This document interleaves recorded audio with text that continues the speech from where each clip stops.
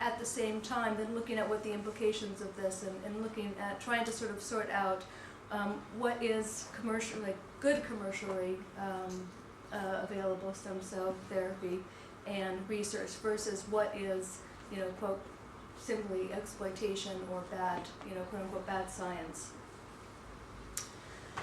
So the conclusions on this is, I think this is a case of what one could call public-private bionetworking, because in contrast to some of the other case studies that are being presented today, we have actually a national government which is sort of setting up networks with private actors in order to instigate stem cell research and therapy. And in a way, this is a collaboration. You have on one hand stem cell companies bringing in expertise and both the scientific and entrepreneurial know-how, and on the other hand, a government or a government agency which is looking to is providing infrastructure, is providing tax incentives, and also is looking to gain this expertise. But simultaneously, the scientific entrepreneurial expertise of foreign stem cell scientists is treated as important to the production and commercialization of scientific knowledge, while at the same time requiring constant vigilance by the Malaysian regulatory agencies. And this is a process that is ongoing. So on one hand, you have this ongoing recruitment of expertise, of foreign experts coming into the country, as well as within the sort of different agencies, clashes coming in terms of what constitutes who should be allowed entry. So that's it. Thank you.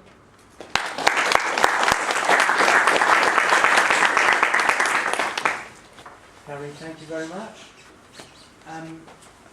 So Carrie has been working in Malaysia and also in India. Another colleague of ours who's been working in India is Prasanna Kumar Patra, and he's going to be presenting some of the work that he's been conducting with Margaret Stephen Faulkner next. Thank you. Thank you, Adrian. Good afternoon. I'm going to present on India-Japan stem cell entrepreneurship, elucidating entrepreneurial bionetworking. This study is based on the works done by Margaret Stephen Faulkner and me since 2008. And in this presentation, we are going to explain, taking on a case study based in Chennai in India, called India-Japan Center for Regenerative Medicine, and explain how that center has entered into collaborative networks with actors and institutions across locations, and how that collaboration is changing over time with regulatory interventions and different motivations that different actors and institutions are involved in that collaboration. And the brief outline of my presentation will be, first I will be giving the brief about that center, but in India-Japan Regenerative Medicine, and I will be showing different networks and collaborative structure that it has and different activities that is involved in. Then general motivations of different collaborating actors and institutions involved in that, and what kind of motivations they have in order to carrying out stem cell research and experimental therapy. Then I will also discuss about the regulatory changes in India that has come into existence since 2010, and then how these motivations and regulatory changes bring about shift in entrepreneurial strategies of this center. And finally, I will be exploring how the concept of bionetworking explains that shift and the complex process of change. Here you have IJRM, which promotes collaboration between India and Japan. There are many Japanese universities, medical colleges, biotech companies, Indian clinics, corporate hospitals, umbilical cord blood banks, and research institutes and universities are part of this collaborative network. And IJRM promotes basic research in stem cell science, as well as it promotes clinical translation of stem cell. And it also helps in transfer of medical devices from Japan to India. The general motivations behind stem cell research and therapy of different actors and institutions involved in the networks are the Japanese collaborators in general. They are interested in generating clinical data through this network and through basic and clinical research in stem cell science. And they are also interested in biotech market. The Indian collaborators are involved in experimental stem cell therapy and research in order to generate fund to back basic research. There are also many partners who are interested to help desperate patients, and there are many whose motivations can be to get fame and money out of this exercise. And there are many who wants to do some innovative research through this exercise. And if we look at the regulatory changes, in 2010, there's a crucial change happened in India. India had stem cell guidelines for research and therapy that came in 2007. But in 2010, a new initiative started to revise the existing guidelines of 2007. If you can look at the major changes, you can see the major change in the title itself. The title of 2007 says Guidelines for Stem Cell Research and Therapy, whereas the new guideline of 2013 says National Guidelines for Stem Cell Research. They have omitted the word therapy because there is a shift from experimental form of clinical translation to investigational. That means they're giving emphasis on research. And people have very different view about this change, this new guideline. Some say that it lacks enforcement power. It cannot curb the malpractice in stem cell therapy, that is unapproved therapy going on. And there are many who believe that this kind of innovative experimentation should go on. They say that it is curtailing the innovativeness of research. And in order to understand how this regulation has really impacted on the strategies of this particular institute, IJRM, we have divided this whole period because we have followed this center since 2008. And this center was established in 2005. In the last 9 and 10 years, we have divided this phase from 2006 to 2009, and the second phase is 2010 onwards. In the first phase, it had linkages with limited number of centers in Japan, and it was getting Japanese know-how, training, and medical devices and technology, and promoting experimental stem cell therapy as well as research through Indian clinics and hospitals. And interestingly, if you look at the second phase, when the process has started in 2010 and the revised guideline came into existence in 2013, then the focus has shifted because the regulation also demands that the focus should be given on research. And also we have to remember the different motivations that different actors and collaborating institutions have. It had to really expand its network. It has expanded in research and development, in training and degree. It has expanded its relationship with many Canadian, Japanese and Indian universities to provide degrees in stem cell science. It has also providing stem cell therapy through the network it has built through less controversial therapy called autologous immune enhancement therapy for cancer based on NK cell. And it is also into stem cell banking, umbilical cord blood banking. And if you look at the changes briefly, in the first phase it was focused on therapy with limited research. And in the latter stage is focused more on research with ongoing therapy, which means whether with the new regulation the therapy has entirely stopped or there is a change. We see that the same therapy is going on, but the focus has shifted from exclusive therapy, limited research, to more research and same therapy going on. And then how do we really understand, by using the concept of bionetworking, this complex changes and complex shift from one stage to another?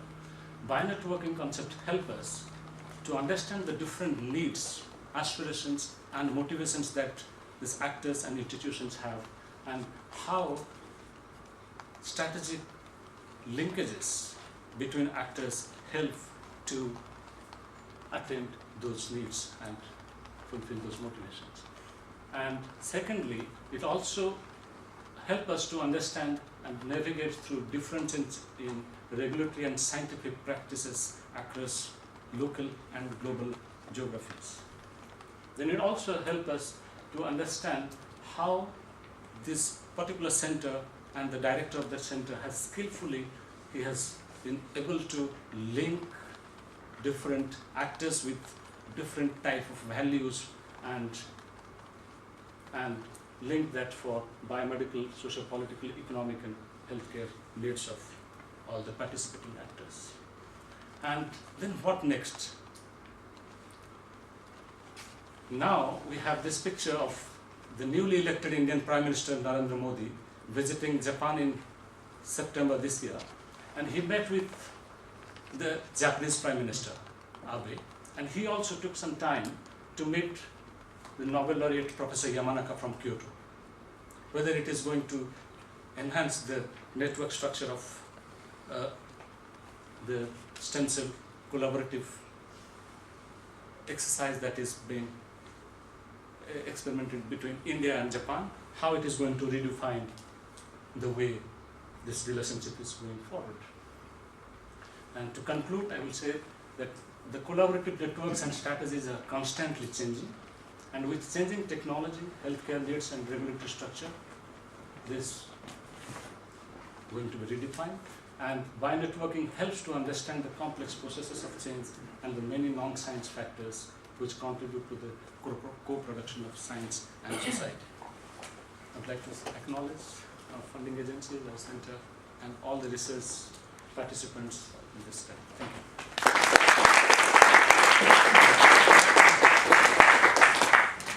Prasanna, thank you very much. So we've heard about Thailand, Germany, Switzerland, China, USA, India, Malaysia, India, Japan. Margaret is going to talk again now about bionetworking in Thailand and Japan, based on work that she's been carrying out with Nataka Chaisinfo.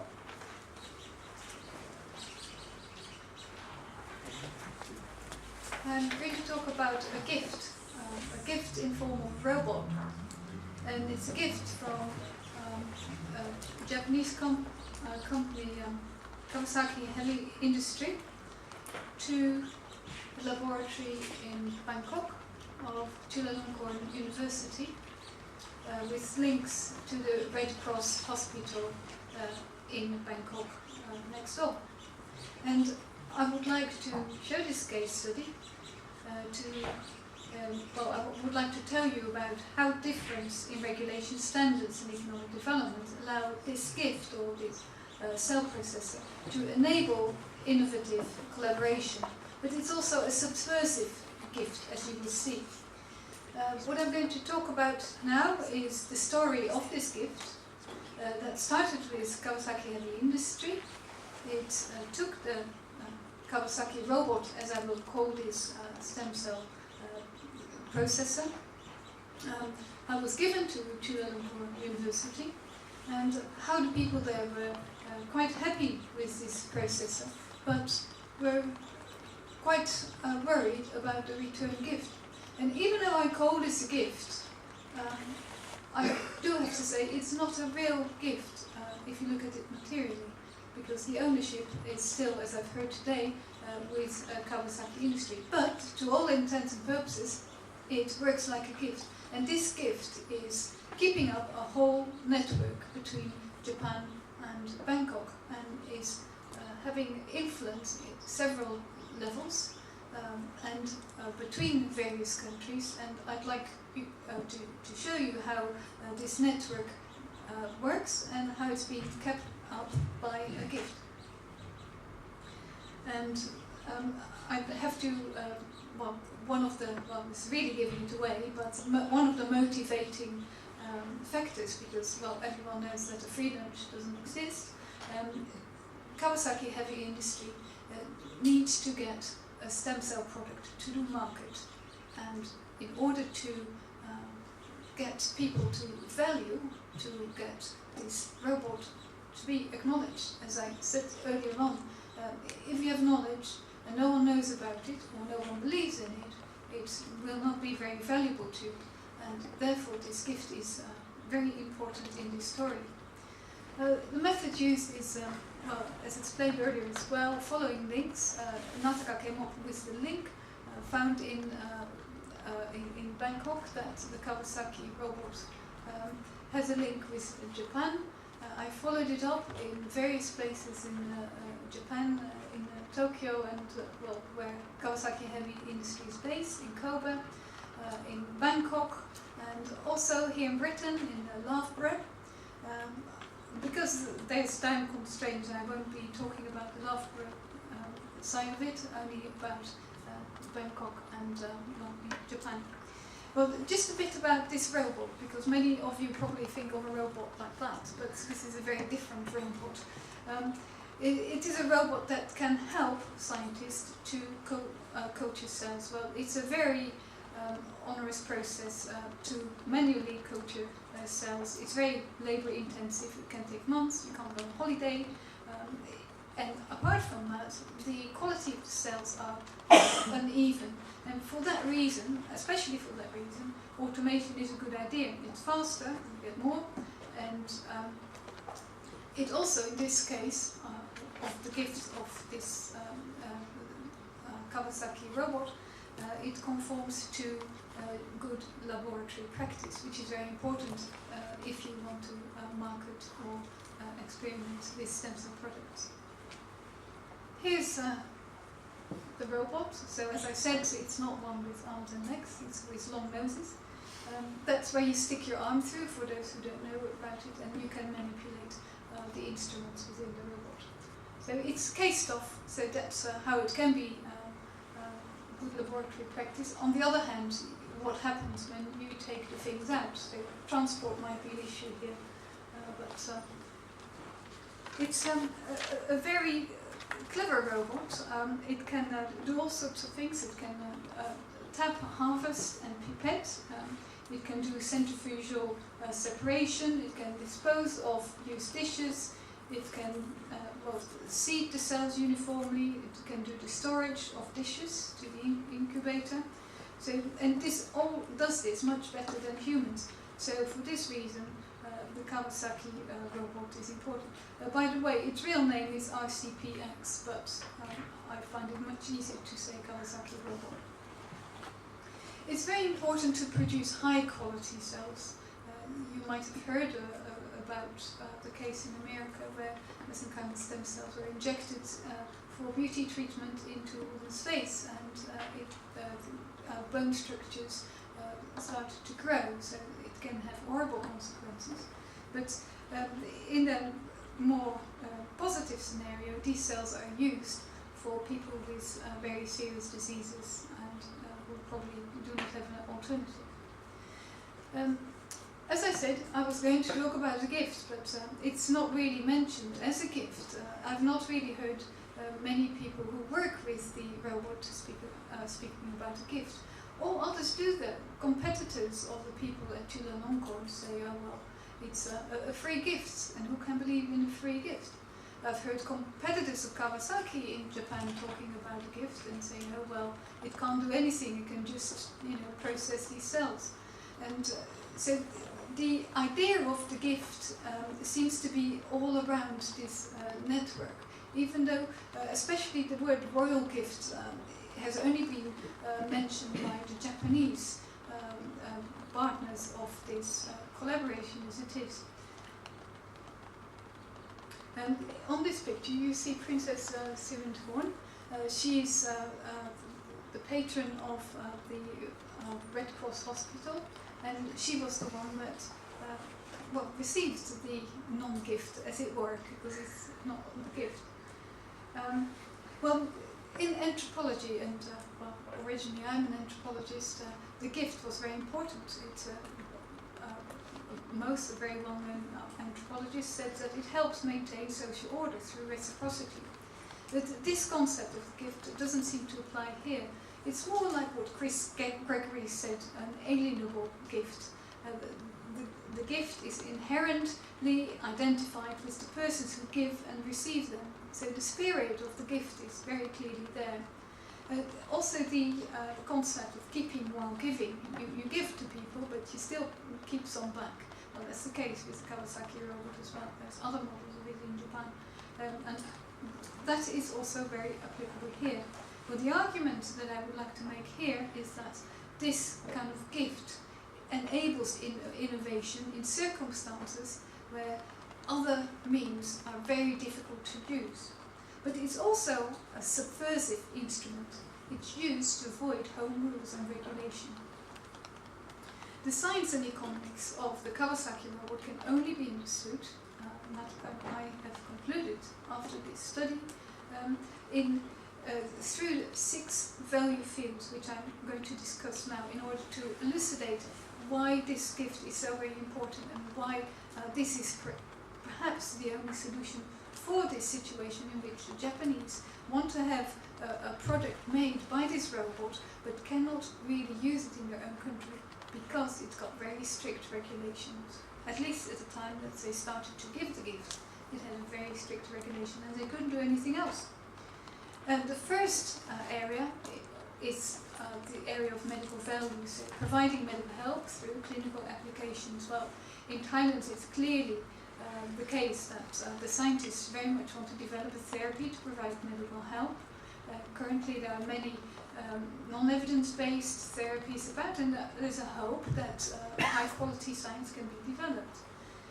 Whereas in Japan, well, it's important for the Japanese to use regenerative medicine to develop high-quality therapies for the aging society.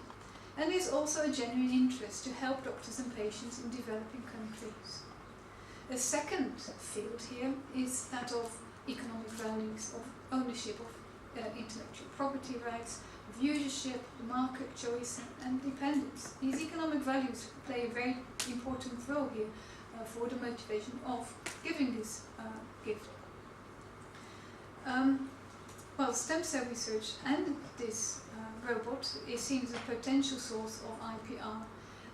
It comes with free advice from the Japanese. It's also a source of building up reputation because people are aware that Thailand is seen as a country of medical tourism, and the scientists do everything really to improve their reputation.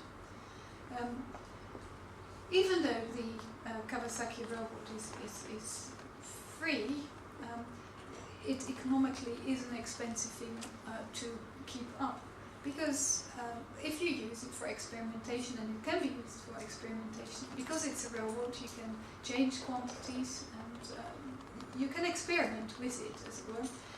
You do need a lot of money to buy the reagents. For instance, in Thailand, I've been told you have to import most of the reagents, and for that you need to pay a lot of import levies. So for some countries, especially those that do not have the reagents and some instruments themselves, it's a lot more expensive, sometimes 3, 4, 10 times as much than it is for scientists in countries like here in Europe. For the Japanese, the Kawasaki robot in Thailand fits the strategic plans of the government, trying to expand the healthcare field to enable the economic depression to lift. The economic depression has really been around since the late 1980s in Japan. And regenerative medicine is seen as the solution, and there is a funding called NIDO funding that's being given to people that want to have commercial relations with Asians. They get help to start it off, and the hope is that customers will be created and there will be kind of ongoing relations, commercial relations created. But most importantly here is the regulatory situation that Kawasaki brought to go abroad. It's very difficult to get products through clinical trials, and if the Kawasaki robot is going to be used, it will be because of the high quality cells that it would be creating, and that will be relevant mainly to the people that conduct clinical trials. And the hope is, and especially as there is a royal gift involved, that it's nearly automatic that permission will be given for the clinical trials. There's also international diplomacy as a value involved. The ministry are here involved in the diplomacy. The government has been involved in making decisions to have this gift being put in the laboratory, but there is an awareness of a possible dependency on aid. From the part of the Japanese, diplomacy was extremely important here. It was a well-weighed decision not to go to other countries for diplomatic reasons, whereas with Thailand there have been long-term relations, and it's also a popular holiday destination for many thinking about medical tourism probably. A fourth field is that of regulatory values. Well, Thailand is expanding its regulation, trying to follow other countries using ICCR guidelines and those of Britain. At present, it's developing its regulation, and much is already in place, but not in detail worked out. From the side of the Japanese, lately, last year, Japanese regulation for clinical trials has changed very radically, but still it's the case that there are many conditions for products to be taken to the market. There's very expensive post-market research being required, and it's still at the beginning of exploration because it's only been 1 year. And of course, only after many years that people will know how much money and how many decisions will have to be made before any product will reach the market in fact.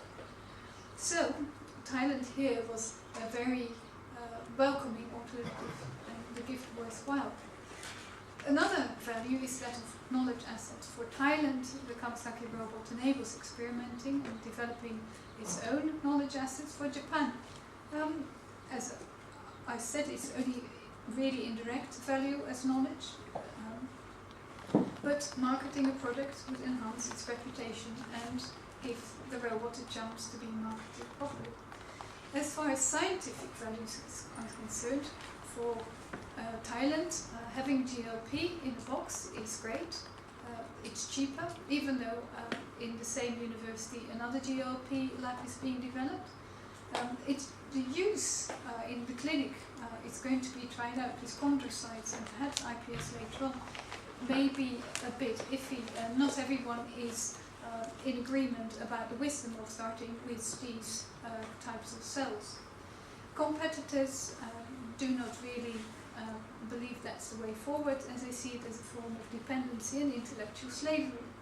In Japan, however, there has been a discussion for quite some time about automation, and the Japanese, the Kawasaki has got competitors in Britain, and for them it's very important to get the science right. It's had some criticism because stem cells are very strange things. They might do something when you've got them alone, but if they're in a large group, a bit like humans, they start to do very, very different things.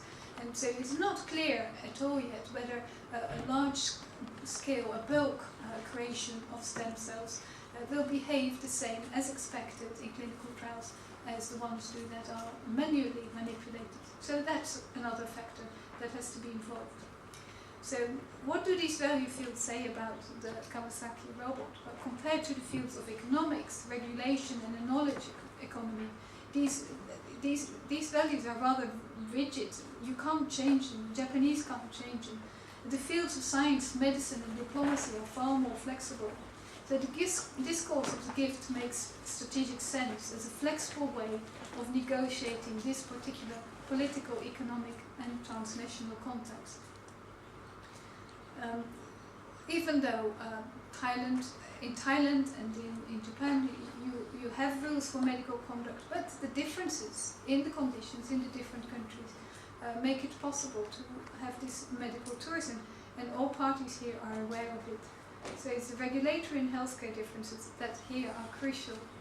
As for the science, scientific values are in flux in innovation, in all innovative research. If there are regulatory differences, then this is also an opportunity or a disadvantage for some, and for others. These differences between countries can be used as a gain. Because I'm out of time, I would just like to conclude saying that even though competition is a main driver in this field, the gift here activates other values such as education for the scientists, development, medical help and knowledge. The Kawasaki robot as a gift induces collaboration that does not just have one scientific or commercial goal. It is exactly because the nature of the gift is subversive here. It has to be flexible, integrating various exchange values associated with standardized rules. And for this reason, it also constitutes a high risk factor for all involved in case of failure. Thank you very much for listening.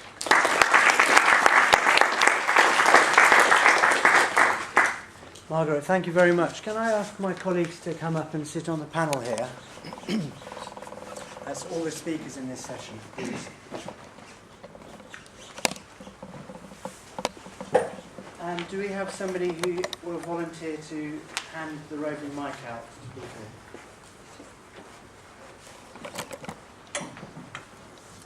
So we've heard a great deal from the various components of the research project on bionetworking in all of these different countries. I'm sure that it resonates with a lot of the work that people are doing in the room from various different disciplines and in different sites. What we'd really like to do is to hear from you in terms of those resonances and further questions that you have for any particular member of the panel, or indeed for the panel as a whole. Got one question at the back over there, please. If you could start off by introducing yourself by name and institution. Hi, I'm Dr. Alok Sharma from India. I'm a neurosurgeon. My question is to Achim Roseman. Okay. I really loved your comparison between the SCI network and between the the International Society for Cellular Therapy. Now, I just want your opinion on this. I think the fundamental problem with the whole regulatory grey areas is that we are using regulations that were meant for drugs for cell therapy. Cells are not drugs, okay? But the regulations that we have made have been devised for drugs or for implants. They are not devised for medical treatments. For example, as a neurosurgeon, I do brain tumors, I do vascular surgery, I do spine surgery. 90% of my practice has not been approved by randomized clinical trials. It has evolved over a period of time. For example, let's say cervical spine surgery. 25 years ago, we used to operate from the back, and then we shift to the front. And then we shifted from different grafts to cages. It is not being approved by there have been no randomized clinical trials. It is evolved, it's medical evolution. So the regulations for drugs are being sort of imposed for cell therapy. I just want you to agree first that they are two different things.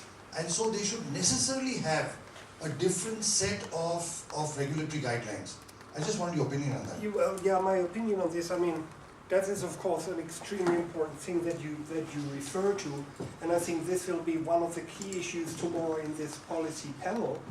And as far as I see the problem, the key issue is really that these very divergent approaches, for instance, how the FDA regulates kind of cells and stem cells is in an extremely extensive way. Some of the things that you, for instance, can do in India wouldn't be possible in the context of the United States. So it is in this kind of undefined regulatory territory which kind of all these divergent practices evolve, and where probably answers have to be found. So I cannot give the answers, but I think that's a key issue for the policy panel discussion tomorrow. Thank you. Sorry. I'm Ola Döring from Berlin, Frontier Medical University.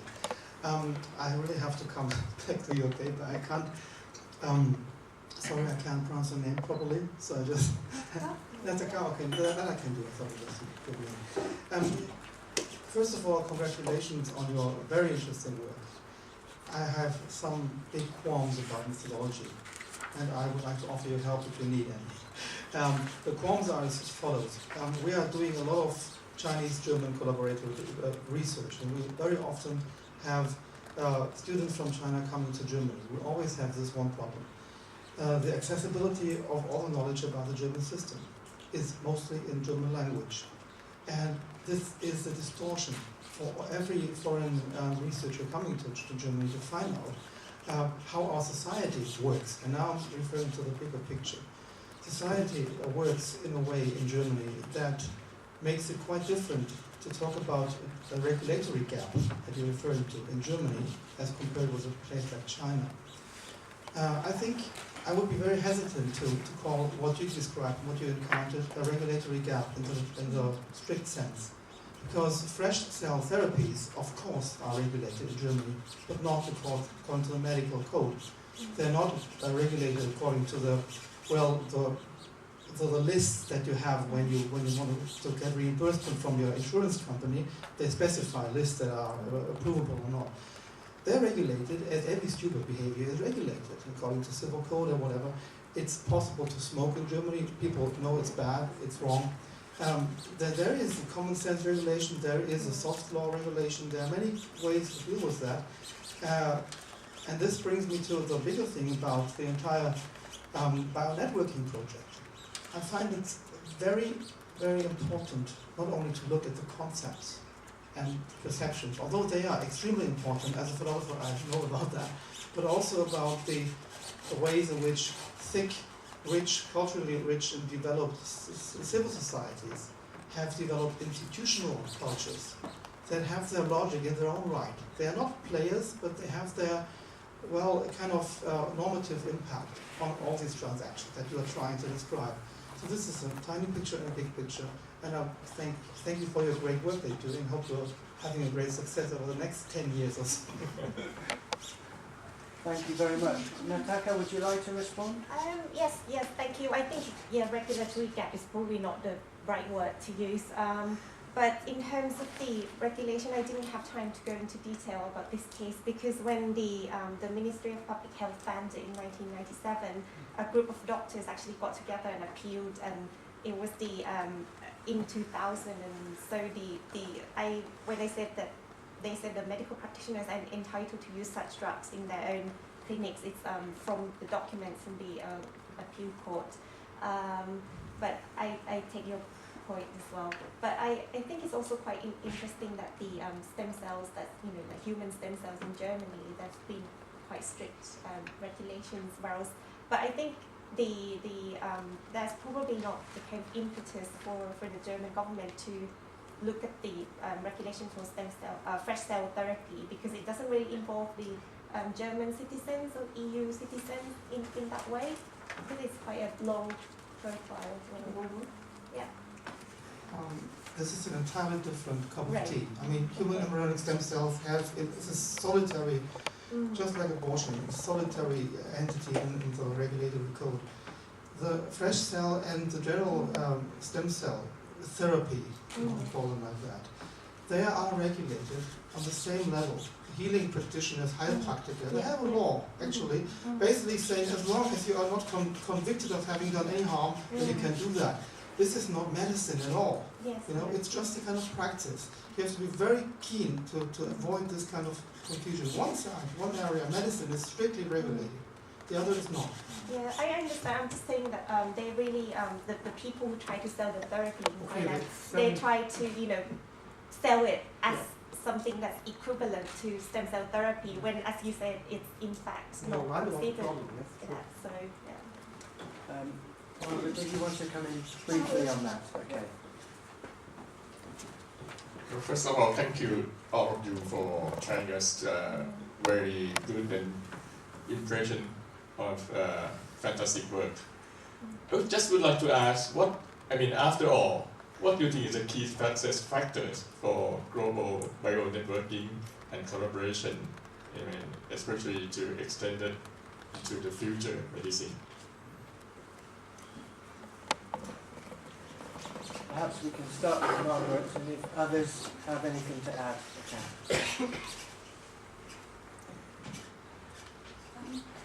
That's a very difficult question, especially as we're now actually coming to an end of the project, and we hope to, as I tried to kind of outline, find some ways, some mechanisms that would make it possible through governance mechanisms actually to make it easier to have a look, for instance, as the last case showed, that therapies that in practice can be very harmful or innocuous, that there will be more ways of looking at the institutions that provide them than one.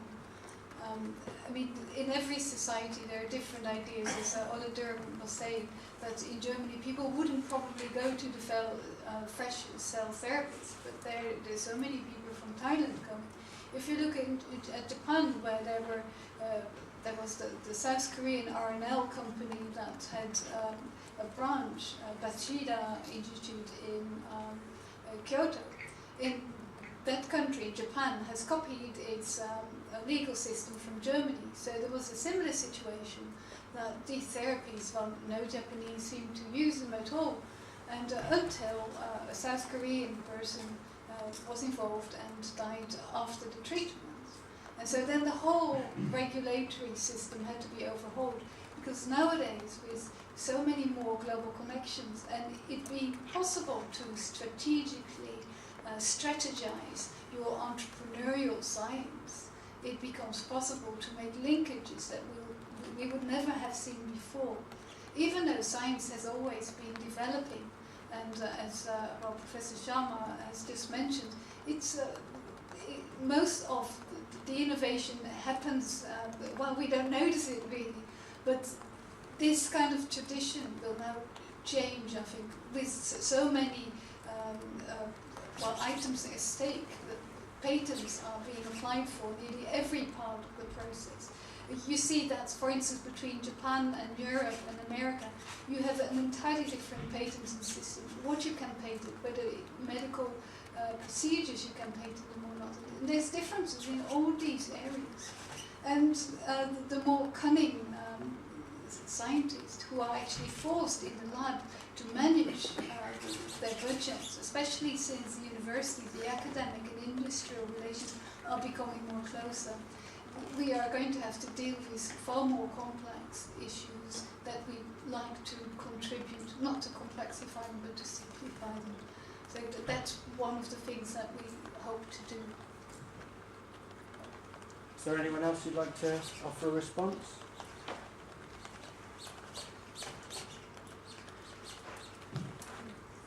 Any more questions, please? Congratulations on the talk. My question is, maybe call all of us.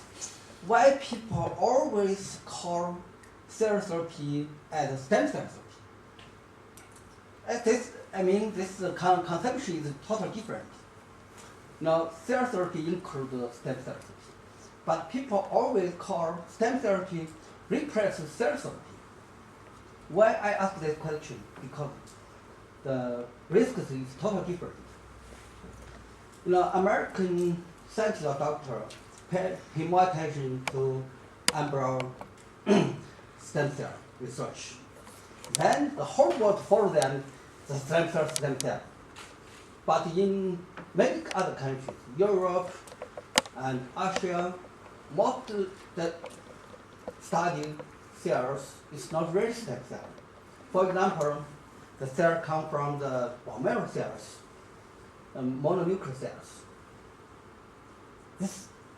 I can't say that's not stem cell, but not more than 1%. From the paper, in the whole world, many people call this cell stem cell. That's totally wrong, because this cell is safety, not any problem. But embryo stem cell and IBS stem cell have some risks, have tumor. So if mix the cells, not only for the scientists, but for doctors, for the for the public, people always make mistake.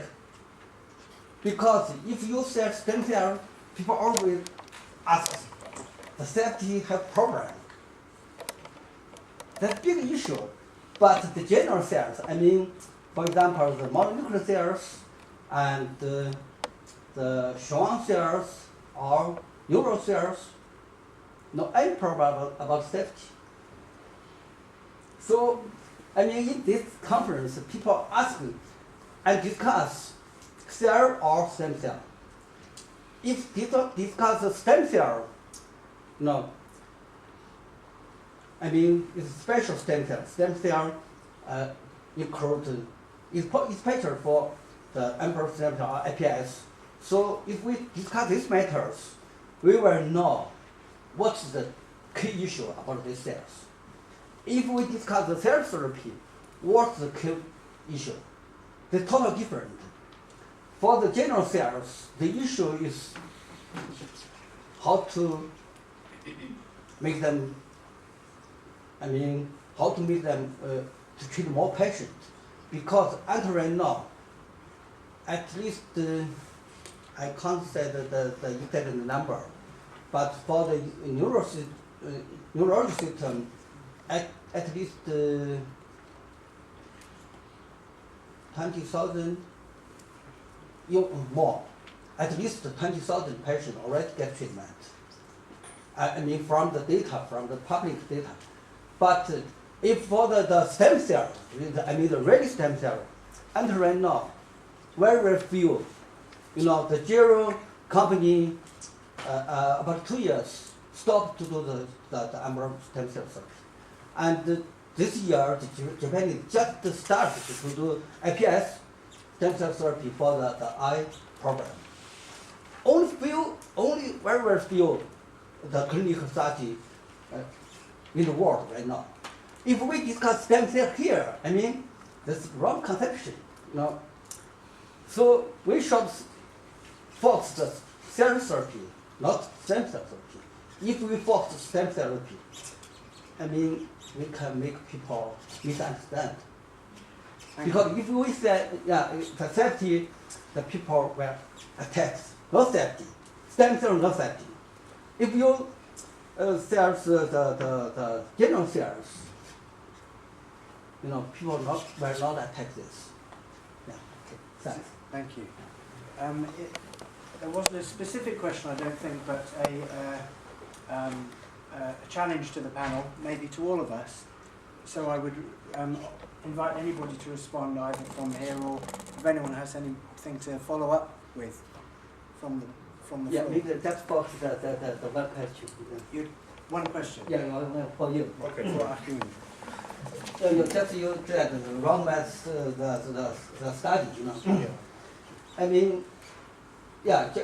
here you just introduce the two groups. One is the upset, one is the encourage. For my opinion is in case for acute or subacute spinal cord injury, this some group study this. I strong agree should do the wrong math, the double study. But if the patient with complete chronic spinal injury, it's unethical to do the wrong math, the study. Why? Because the patients, with a complete chronic spinal injury. And right now, in the whole world, if the patient to see doctor, all doctors that have no way can help you. In this condition, if you give some method, this the cell they can do the cell compression. It's unnecessary to do the double breath. This means if some patients get benefit, get function improvement, this means come from this method. But it's subacute, acute or subacute. In this condition, patient can spontaneous automatic recover something. So we should do this double-blind study. So what's your opinion? Well, my opinion, it wasn't necessarily to present a clear-cut normative statement. I didn't mean to say this is the only way or the right way to do it. My intention was to chart like the broader territory of the different ways in which a promising treatment is translated to a patient. So that's why on the one hand, I wanted to show this extremely very rigid way which is adopted by the China Spinal Cord Injury Network, and on the other hand, I wanted to show it is emerging practice in terms of to try to legitimize less systematic forms. Now, what my personal opinion is it's very difficult. I personally would not entirely trust only, like reports based on self-comparison, because there can be very many subjective factors involved in this, I mean, if there's a very large number of such statements, it may have a persuading effect, but somehow the notion that there's a systematic comparison is more persuading in terms of that this treatment is safe and efficacious. That is somehow my opinion, but that's maybe others have very different opinion. I think that's the issue really for the policy panel tomorrow, to put all these points forward. From you, the experts. I'm sorry, I'll say again. Yeah. I'm sure this opinion I discussed with Young. Yes. Actually, I'm the number that involved with this the internet group. So we will discuss this matter. Should we use the double-blind study for the chronic complete spinal injury or not? What will Young answer me? Because I thought this study use this way. Because West Young's opinion is because right now in the whole world ask us to do this. Just to satisfy the others the criticize, If you don't do this, some people will criticize. If you do this, okay. But as I said, my opinion is it's unnecessary. Also, make patients, just lose time, just for money. This money you can get from the financial support, but it's unnecessary. Self-combination is best way for chronic complete spinal injury. As Keith said, I think we're going to be discussing some of these issues tomorrow in the policy panel. But there is another question, Kim. Kim Birch, York University, the Canadian York. Okay, so my question is slightly off, I guess, what the others have been talking about. It's kind of the implications of forthcoming, I guess, trade treaties, so the Trans-Pacific Partnership. I was wondering what the implications are for your various kinds of conceptualizing research and so on of the Trans-Pacific Partnership. Because it relates to countries like Japan, Malaysia, Singapore, Vietnam, Brunei. It has significant implications in relation to regulatory harmonization, the kind of attempts to create markets, trade through regulatory harmonization, the harmonization of intellectual property rights, and this relates back to some of the medical treatments where they're trying to harmonize patents on medical treatments and so on. So I was just wondering whether you thought about the implications of these kinds of grand treaties, or whether this is a totally new issue. Thank you. I'll turn to the panel first, but Kian, can I be so bold as to then go back to you to ask if you've thought of any implications after we've heard from the panel? I haven't. All right, so we have Kian's answer. Does anyone on the panel want to respond in terms of the Trans-Pacific trade treaties? Did it come up in your research, I guess, is one question. I mean, in my research, it didn't come up specifically within the actual interviews that I did. I mean, there have been recently trade agreements made between India and Malaysia to encourage, trade between the countries. But in terms of how this impacts regulatory harmonization, my understanding is that regulatory, sort of the discussions currently taking place, that Malaysia is participating with it in terms of regulatory harmonizations is within ASEAN countries, rather than with India. So this did not come up in terms of country to country in the research that I did, but maybe there's other, I don't know if anyone else had other, no? Okay. In this area, it's very difficult to get trade treaties because the regulatory mechanisms are usually regional. So you have Europe, of course, with its own regulation. You've got the States, and then you have East Asia, of course. South Korea and Japan have been going in a similar direction. And there's, well, the BRIC countries, the rising powers, Brazil and Russia and China and India. And it's interesting to see that in these very large, well, developing countries is the wrong word nowadays, these growing countries, there are regulatory problems. There are stalemate situations in which certain groups of people are very, very nervous about waiting and waiting before new regulation gets advertised and being accepted, such as has been the case in India. There's new regulations since 2013. There is now an enormous stem cell community or cell community waiting in China, where there has been draft regulation created, but it's been advertised for many, many years now, but not implemented.